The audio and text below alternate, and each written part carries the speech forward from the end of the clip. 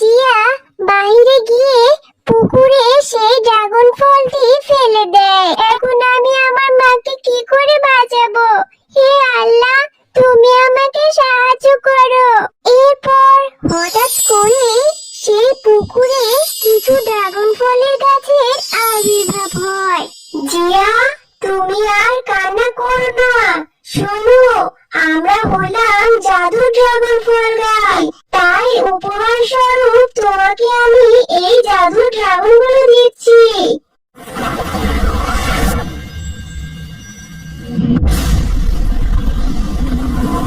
কাজে যাচ্ছি রে মা, তুই কিন্তু কোথাও যাস না। আমার শরীরটা তেমন একটা ভালো লাগছে না। বাড়িতে যে কাজগুলো আছে তুই কাজগুলো করে রাখিস রে মা। আচ্ছা ঠিক আছে মা, তুমি কোনো চিন্তা করো না। আর তুমি তো অসুস্থ, ডাক্তার আঙ্কেল তো তোমাকে বলেছে বাড়িতে থেকে রেস্ট করতে। তাহলে তুমি কাজে কেন যাচ্ছ? আমি কাজে না গেলে সংসারটা কি করে চলবে রে মা? আর এখন শরীরটা একটু ভালো আছে আগের তুলনায়। তুই কোনো চিন্তা করিস না রে মা, আমার কিচ্ছু হবে না। তুই সব কাজগুলো করে রাখিস। আচ্ছা মা, তাহলে তুমি আমাকে তোমার সঙ্গে করে নিয়ে যাও। বাঘিনী ম্যামের বাড়িতে যে কাজগুলো আছে আমি সেই কাজগুলো করে দিব। তাহলে তোমার আর কষ্ট করে কাজ করতে হবে না। পাগলি মেয়ে আমার, আমার কিচ্ছু হবে না। তুই কি অত ভারী ভারী কাজ করতে পারিস? তোরও তো চিন্তা করতে হবে না রে মা। তুই বাড়ির কাজগুলো করে রাখিস আর সাবধানে থাকিস। এখন আমি আসি। আচ্ছা মা, ঠিক আছে। তাহলে তুমি এখন যাও, আর তুমিও নিজের খেয়াল রেখো, সাবধানে থেকো। আরে ঝুমা, এখন কয়টা বাজে? এভাবে কাজ করলে কিভাবে হবে বলতো? মাইনে তো আর কম নিস না, মাস শেষে তো পুরো টাকাটাই নিয়ে নিস, কিন্তু কাজের বেলা প্রত্যেকদিন এত লেট করে আসলে হবে? বাঘিনী ম্যাম, আমার শরীরটা তেমন একটা ভালো নয়। আমি তো অসুস্থ, এই জন্য কাজে আসতে একটু লেট হয়ে গেল। আর আসার সময় পথে একটু জিরিয়ে নিয়েছিলাম। আসলে অতটা হাঁটতে পারি না অসুস্থতার কারণে। আপনি চিন্তা করবেন না বাঘিনী ম্যাম, আমি আপনার সব কাজ এক্ষুনি করে দিব। শরীর খারাপ বলে আর কত বাহানা দিবি রে ঝুমা? এইভাবে চলতে থাকলে আমি তোকে কাজে রাখতে পারবো না। আর এইভাবে চললে মাস শেষে মাইনে থেকে আমি তোর টাকা কেটে নিব। এখন যা তো, তাড়াতাড়ি সব কাজগুলো শেষ করে নে। না না বাঘিনী ম্যাম, এমনটা করবেন না। এই মাসে অসুস্থতার কারণে অনেক টাকা চলে গেছে। আর আপনি যদি মাইনে থেকে টাকা কাটেন তাহলে মেয়েটাকে নিয়ে না খেয়ে থাকতে হবে। এরপর অসুস্থ ঝুমা শিয়ালিনী যখন বাঘিনীর বাসায় কাজ করছিল তখন সে হঠাৎ করেই মাথা ঘুরে পড়ে যায়। আরে আরে, এই অসুস্থ ঝুমা শিয়ালিনী দেখছি মাথা ঘুরে অজ্ঞান হয়ে পড়ে আছে। একে যে করেই হোক হাসপাতালে নিতে হবে। একে ডাক্তার দেখিয়ে সুস্থ না করলে আমি বিপদে পড়ে যাব। ডাক্তার আঙ্কেল, ডাক্তার আঙ্কেল, আমার মায়ের কি হয়েছে? আমার মা এভাবে অসুস্থ হয়ে পড়ে আছে কেন? আমার মায়ের কি হয়েছে? আমার মাকে সুস্থ করে দিন। জিয়া, তোমার মায়ের শরীর অসুস্থ হয়েছে কারণ তোমার মায়ের শরীরে রক্ত শূন্যতা দেখা দিয়েছে। তোমাকে তো আগেই বলেছিলাম তোমার মাকে রেস্টে রাখতে, ভালো ভালো খাবার খেতে হবে।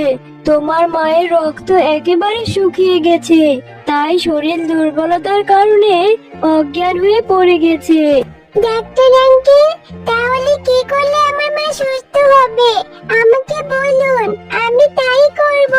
জিয়া, তোমার মায়ের শরীরে রক্তে স্যালাইন দিতে হবে কারণ তোমার মায়ের শরীরে রক্ত শূন্যতা রয়েছে।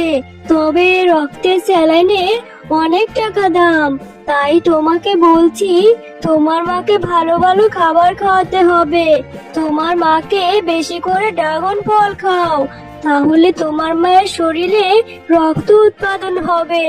এতে করে তোমার মা তাড়াতাড়ি সুস্থ হয়ে যাবে। আচ্ছা ঠিক আছে ডাক্তার আঙ্কেল, আমি যে করেই হোক ড্রাগন ফলের ব্যবস্থা করব। করব আর আমার মাকে সুস্থ করে তুলবো। এরপর জিয়া তার মায়ের ওষুধের টাকা জোগাতে বাঘিনীদের বাড়িতে চলে যায়। বাঘিনী ম্যাম, আমার মা অসুস্থ হয়ে পড়ে আছে।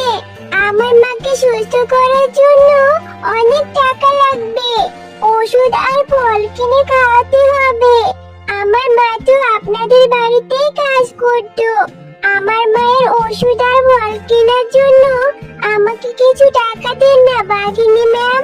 আরে জিয়া, তোকে আমি তোর মায়ের চিকিৎসার জন্য কি করে টাকা দিব? তোর মা তো অসুস্থতার কথা বলে সব সময় কাজে ফাঁকি দিত, আর এখন যা টাকা পেত সব তো আমি তোর মাকে আগেই দিয়ে দিয়েছি। এখন আমি তোকে কোথা থেকে টাকা দিব রে জিয়া? দিন না বাঘিনী ম্যাম, আমার মায়ের ওষুধ কেনার জন্য টাকা। আমি না হয় আপনার বাড়িতে কাজ করে আপনার সব টাকা শোধ দিয়ে দেব। না রে জিয়া, তুই তো বাচ্চা মেয়ে, তুই কি করে কাজ করবি? আমি তোকে কোনো টাকা দিতে পারবো না। তুই অন্য কোথাও গিয়ে টাকার ব্যবস্থা কর। এভাবে বলবেন না বাঘিনী ম্যাম, আমার মা তো আপনাদের বাড়িতেই কাজ করতো। আপনারা কেউ আমাকে সাহায্য করছেন না, তাহলে আমি কোথায় যাব? দিন না আমার মায়ের জন্য কিছু টাকা। কেউ আমাকে কোনো সাহায্য করলো না। কতজনের কাছে গিয়ে সাহায্য চাইলাম, কেউ আমাকে সাহায্য করলো না। এখন আমি কোথায় পাবো আমার মায়ের জন্য ওষুধ আর ফল কেনার জন্য টাকা? আমার মা ড্রাগন ফল খেতে পারলে সুস্থ হয়ে যেত। আমি তো ড্রাগন ফলের ব্যবস্থাই করতে পারলাম না। কি রে জিয়া, কোথায় গিয়েছিলি? সেই কখন থেকে তোকে দেখি না। সেই সকালে বেরিয়েছিস না খেয়ে। কোথায় গিয়েছিলি রে জিয়া? মা, আমি বাঘিনী মামিদের বাড়িতে গিয়েছিলাম টাকার জন্য, কিন্তু কেউ আমাকে কোনো সাহায্য করলো না। টাকা ছাড়া তোমাকে যে সুস্থ করতে পারবো না, কেউ আমাকে টাকা দিল না। এখন আমি টাকা কোথায় পাবো? মারে, তুই এত চিন্তা করিস না। তুইও যে ঠিকঠাক মতো খাওয়া দাওয়া করছিস না। তুই ঠিকঠাক মতো খাওয়া দাওয়া না করলে তুইও যে অসুস্থ হয়ে যাবি, তখন কি হবে বলতো? তুই যা, এখন গিয়ে কিছু একটা খেয়ে নে, আর আল্লাহ একটা ব্যবস্থা নিশ্চয়ই করে দিবে। তুই এত চিন্তা করিস না। আর আমারও তো বয়স হয়েছে, কতদিনই বা বাঁচবো। মা, তুমি এসব কথা বলো না। আমি যে করেই হোক একটা ব্যবস্থা করে নিব। আমি যে করেই হোক ড্রাগন ফলের আর ওষুধের ব্যবস্থা করে নিব। তুমি এসব কথা আর বলো না। তুমি ছাড়া আমার আর এই দুনিয়ায় কে আছে বলো?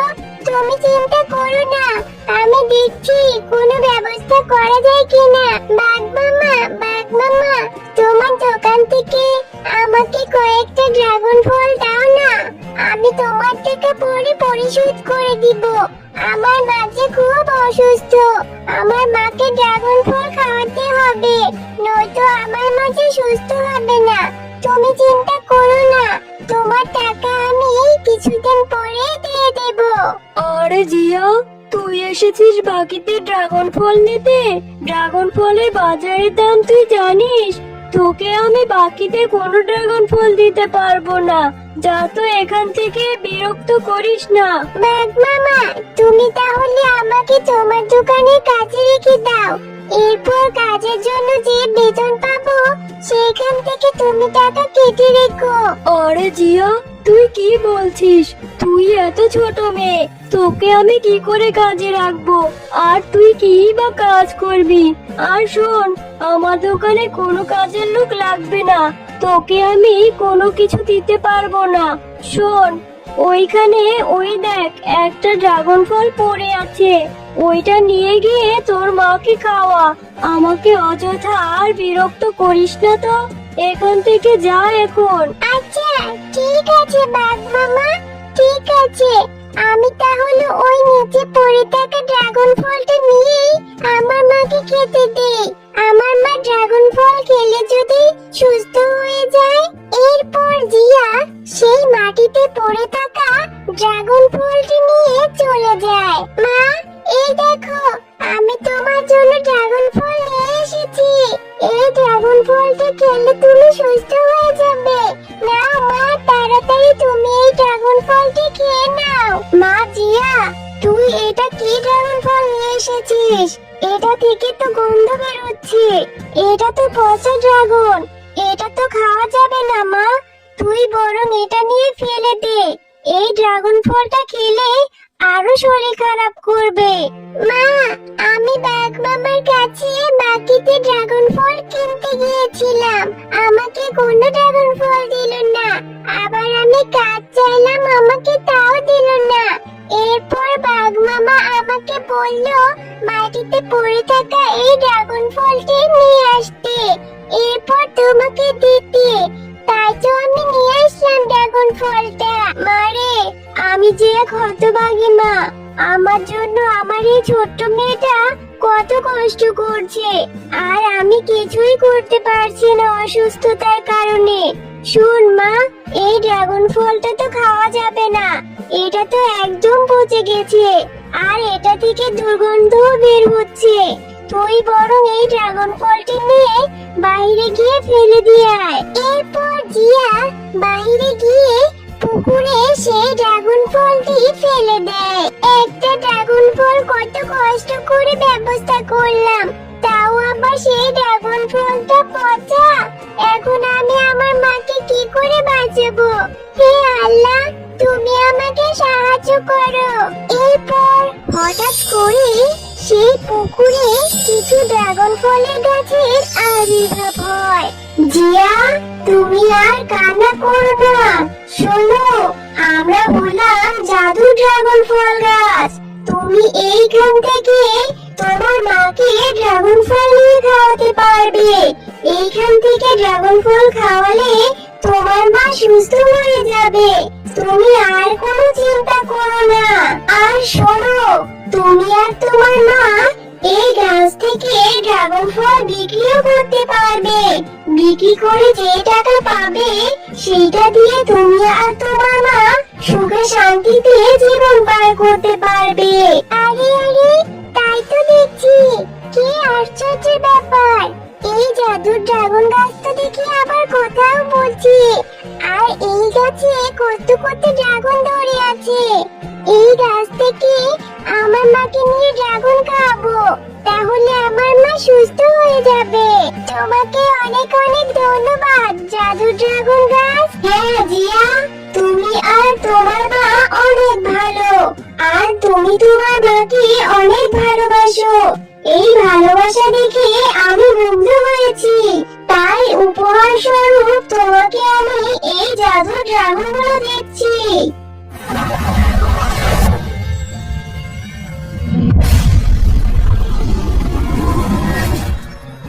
এরপর জিয়া সেই ড্রাগন গাছ থেকে ড্রাগন নিয়ে তার মাকে খাইয়ে তার মাকে সুস্থ করে তোলে, আর কিছু ড্রাগন নিয়ে সে বাজারে গিয়ে বিক্রি করে।